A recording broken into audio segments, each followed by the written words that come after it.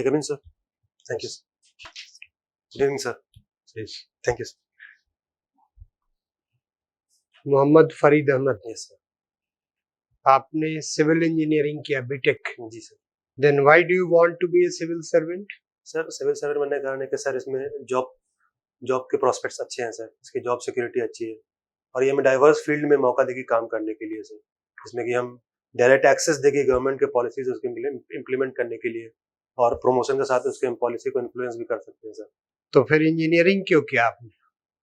Sir जब मैंने intermediate किया था सर, उसके बाद इंजीनियरिंग करने के लिए उस वक्त उसके जॉब प्रोस्पेक्ट अच्छे थे सर, क्योंकि इसमें काफी चांसेस है कि कैंपस सिलेक्शन होने के लिए, तो इस साल इसलिए मैंने इंजीनियरिंग को ऑप्शन चुना था सर, और मुझे उसे टेक्निकल चीजें जो भी है उसका भी मुझे ज्ञान है sir. And now you have opted geography for civil services. Yes sir. Quantitative revolution क्या है? सर क्वांटिटेटिव रिवोल्यूशन 1950s में एक रिवोल्यूशन आया था जिसमें कि हम ज्योग्राफी में टेक्निकल चीज़ों को यूज, जैसे कि कंप्यूटर हो गया, GIS हो गया, ये सब चीज़ों का इस्तेमाल से हमने स्पेशल एनालिसिस को सीखना शुरू किया था सर. डिटर्मिनिज्म क्या है? डिटर्मिनिज्म एक मैन एंड एनवायरनमेंट में एक रिलेशनशिप इंश्योर करता है जिसमें कि एनवायरनमेंट को ज़्यादा उसको इन्फ्लुएंस दिया जाता है बाकी मैन के. इसमें एनवायरनमेंट जो है डिसाइड करता है ह्यूमन कोर्स ऑफ एक्शन को सर, उसको डिटर्मिनिज्म कहते हैं. वो फ्रेंच स्कॉलर्स का ज्यादा इसमें योगदान रहा है सर. फ्रेंच या German? French sir, Lucien Febvre ने डिटर्मिनिज्म शुरू किया था. Are you confirm? Yes sir, I am sure. Stop and go determinism. Yes sir, ये ग्रिफिथ टेलर ने दिया था सर. उसने कहा कि सर ये मिक्स एक इसमें कि ह्यूमन और एनवायरनमेंट को एक एवरेज मिक्स माना गया था, जिसमें कि हम कहा था, जिसमें उन्होंने कहा कि एनवायरनमेंट एक ट्रैफिक कंट्रोलर की तरह काम करता है कि जब तक ट्रैफिक है वो सही, अगर ट्रैफिक ज्यादा हो जाएगा तो उसका नेगेटिव इम्पैक्ट पड़ेगा एनवायरनमेंट पे.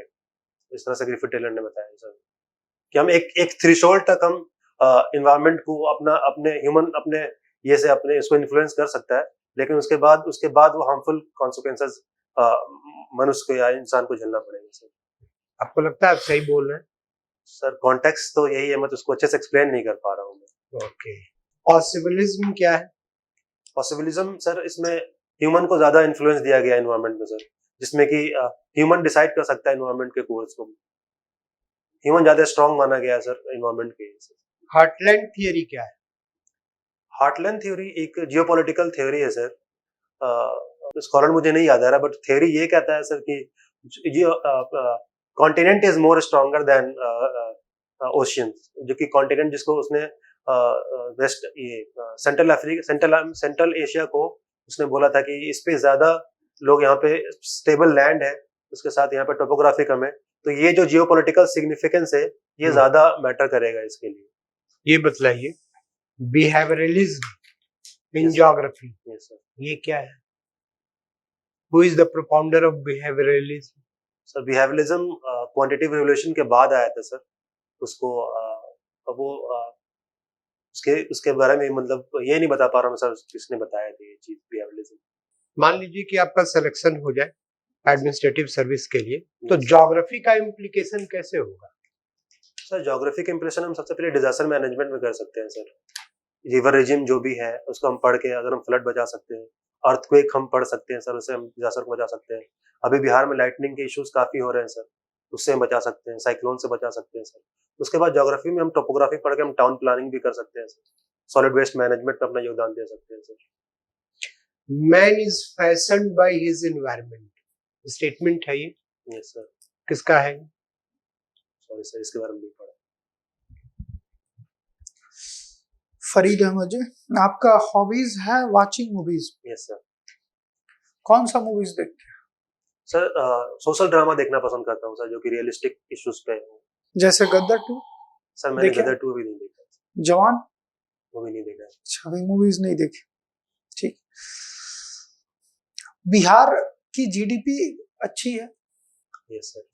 फिर भी बिहार को बीमारू राज्य क्यों कहा?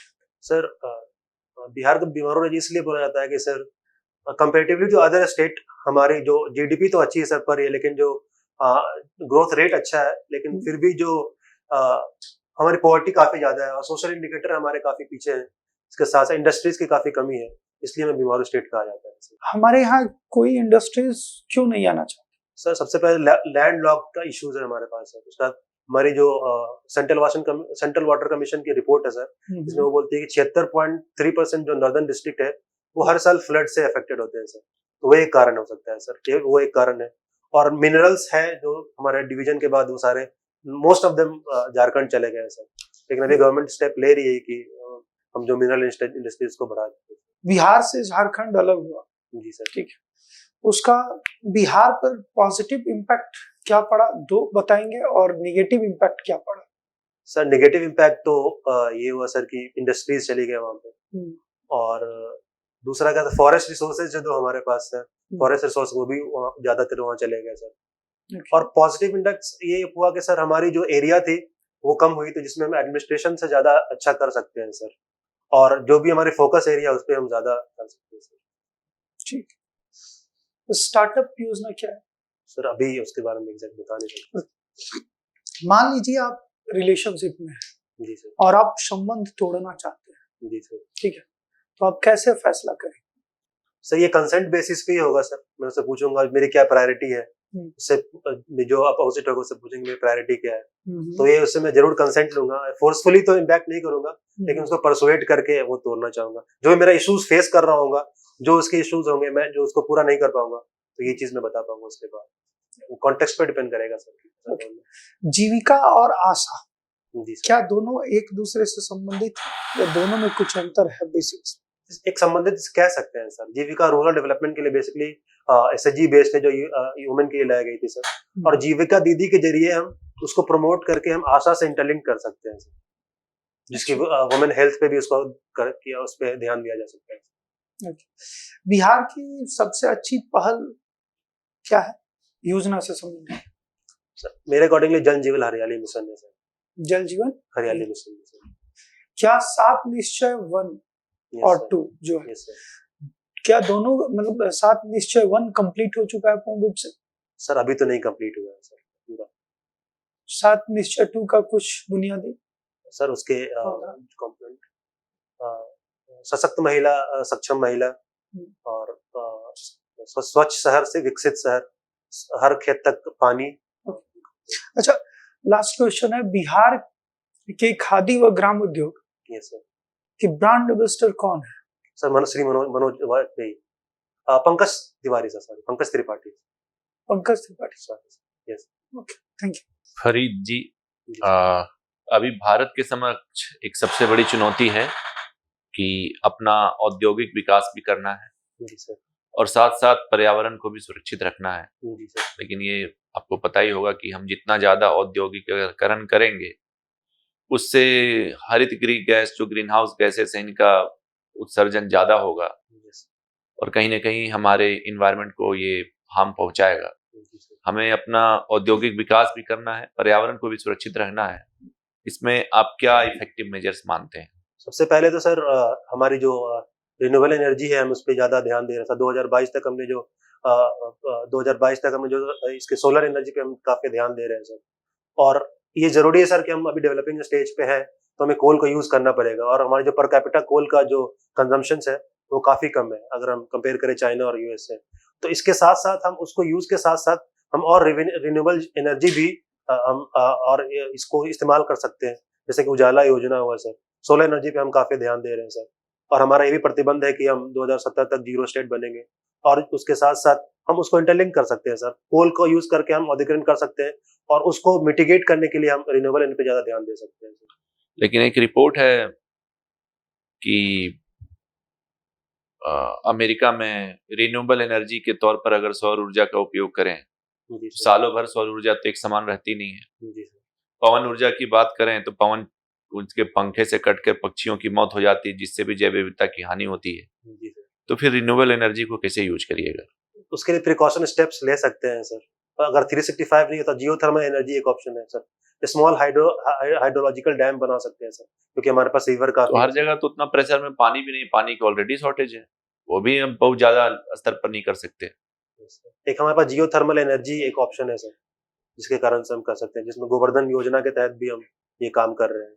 परमाणु ऊर्जा की तरफ क्यों नहीं देखना चाहिए? सर आपका क्या ख्याल है परमाणु ऊर्जा के बारे में?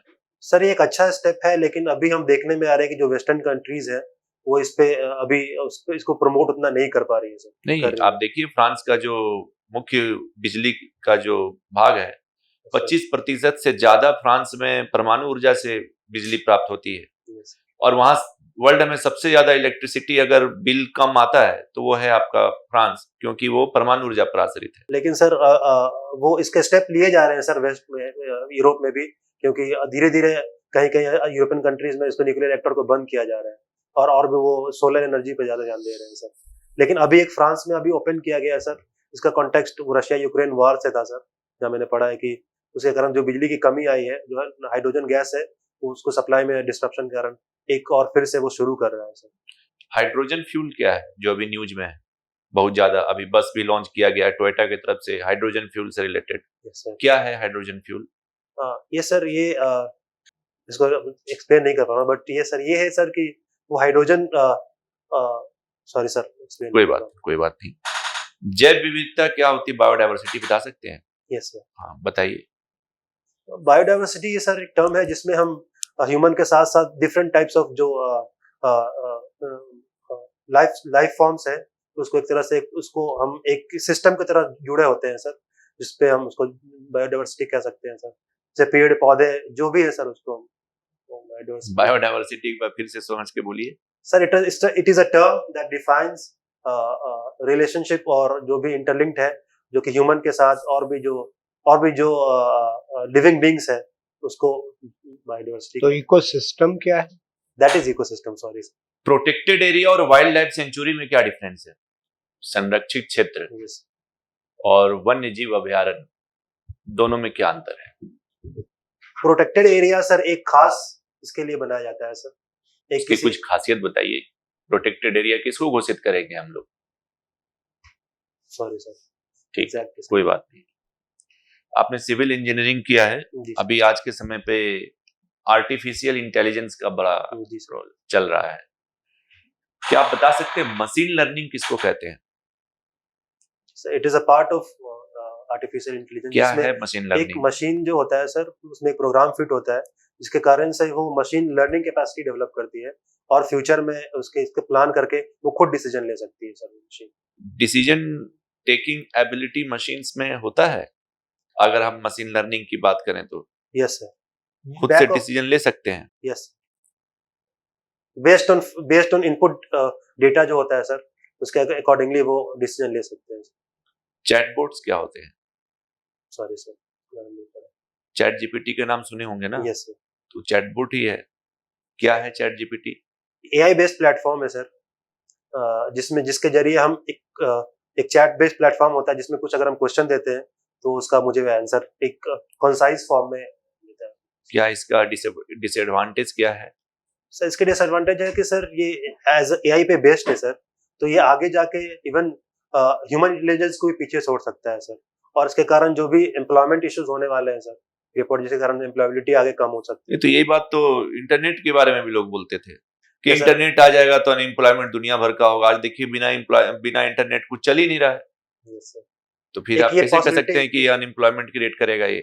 यस सर, एक पॉसिबिलिटी दी जा रही है सर कि अनएम्प्लॉयमेंट हो सकता है सर, खासकर जो रोबोटिक्स के क्षेत्र में है सर, इन सब क्षेत्रों में वो ह्यूमन को रिप्लेस कर सकते हैं। लेकिन इसके पॉजिटिव इम्पैक्ट भी है सर कि इस क्षेत्र में आने से नए रोजगार भी डेवलप हो सकते हैं, जो कि इसको कंपनसेट कर सकते हैं। ये तो रोबोटिक्स का अगर हम इस्तेमाल करते हैं तो प्रोडक्ट हमारे उत्पाद अच्छे होंगे। जी सर। ताकि हम इंटरनेशनल मार्केट में इसके कंपटीशन कर सकें। जी सर। लेकिन अगर इंडिया के कंटेस्ट में रोबोट्स को उतारिएगा तो मानव श्रम का वो प्रतिस्थापन है, रिप्लेसमेंट है ह्यूमन लेबर का। जी सर। एक रोबोट 10 ह्यूमन लेबर के अप्रॉक्स में काम कर सकता है। अनएम्प्लॉयमेंट आएगी। तो इंडिया को क्या करना चाहिए? सर इंडिया को क्योंकि ये क्षेत्र में सभी और भी कंट्री इस क्षेत्र में काफी अपना योगदान दे रहे हैं सर, तो इंडिया में इसको पीछे नहीं रहना चाहिए, रोबोटिक्स का यूज करने चाहिए, और भी उसके जो वो लेबर्स है सर, उसके लिए एडिशनल एम्प्लॉयमेंट अपॉर्चुनिटीज को प्रोवाइड और उसके लिए क्षेत्र में काम करना चाहिए। ठीक है फरीद, आपका इंटरव्यू ओवर होता है। Thank you. Farid ji sir. बोलने में तो कोई दिक्कत नहीं है, यानी कॉन्फिडेंट है, लेकिन कुछ चीजें ज्योग्राफी में है ना। जैसे आपने डिटर्मिनिज्म की बात की, तो डिटर्मिनिज्म जर्मन जोग्राफर की देन, पॉसिबिलिज्म फ्रेंच की देन है, yes sir, and neo determinism ये अमेरिकन की देन यस सर, है ना। यस। तो यहाँ आप गलत थे। मैंने आपसे पूछा भी कि आर यू श्योर, आपने कहा यस सर। अच्छा, डिटर्मिनिज्म पूछा था सर क्या? हाँ, डिटर्मिनिज्म पूछा था, तो आप गलत बोल Yes, गए। फिर हार्टलैंड थियरी मैकाइंडर ने दिया जॉन मैकेंडर, है ना। मैंने आप वो याद नहीं कर पाया था, वहाँ नहीं रहा। रिस्पॉन्ड नहीं कर पाए, ठीक है। तो ये सब जो थियरीज हैं Yes, sir. या जो आइडियोलॉजीज हैं, थिंकर्स हैं, थॉट है, इनको थोड़ा सा, बिकॉज ज्योग्राफी ऑप्शनल है आपका, इस पर कॉन्सेप्ट एकदम क्रिस्टल क्लियर कर लीजिए। Yes. थोड़ा सब्जेक्ट पे फोकस हाँ। करिए। आपका ज्योग्राफी इन्वायरमेंट से रिलेटेड चीजें आपने कुछ कुछ गलत बता दिया। हाँ। जैव विविधता, बायोडायवर्सिटी पूरा गलत वो बता इतना दिया। इजी टर्म था कि मतलब उसको एक्सप्लेन नहीं कर पाया कि कैसे हाँ, करें। आप बोलना कुछ है, आप शायद बायोस्फीयर रिजर्व के बारे में बताने लगे, man and biosphere reserve. Yes, sir. फिर आपने wild life sanctuary protected area नहीं बता पाए। देखिए, सबसे पहले बिहार करंट पर भी थोड़ा सा फोकस करिए, जी सर। ठीक है ना, ज्यादा नहीं, Brush up बेसिक्स करना, बस। sir. हाँ, उसके बाद पोस्चर में कमी दिखी जब आप बात कर रहे थे इधर लेफ्ट, आप अपने राइट तरफ ज्यादा झुके हुए, हाँ, वही मैं बता रहा था। ठीक है ना, और फिंगर मूवमेंट हो रहा था, Yes, sir. ठीक है ना, थोड़ा सा हाथ और पीछे ले सकते हैं, हाँ, Yes, ठीक है ना, आप भी कंफर्टेबल रहेंगे, हाथ आगे करेंगे तो और झुकेंगे, Yes, sir. ठीक है ना, तो थोड़ा सा उसको देख, और बस आई टू आई कनेक्टिविटी जो है, जैसे सर क्वेश्चन कर रहे थे तो सिर्फ आपका सर पे ध्यान, Yes. बाकी पैनल मेंबर पर आपका जस्ट सेकंड, Hmm. कुछ सेकंड के लिए भी Yes, sir. थोड़ा सा, चूंकि क्या होता है, लगता है कि आप डायरेक्टली उनसे कन्वर्सेशन कर रहे हैं Yes. और इन लोगों को इग्नोर कर रहे हैं, Yes. ठीक है ना, तो ऐसा नहीं होना चाहिए, Hmm. ठीक है ना। ओके, बात बाकी सब सही है, ठीक है। Best of luck. Yes. चलिए, हमारी शुभकामनाएं आपके शुभ- साथ।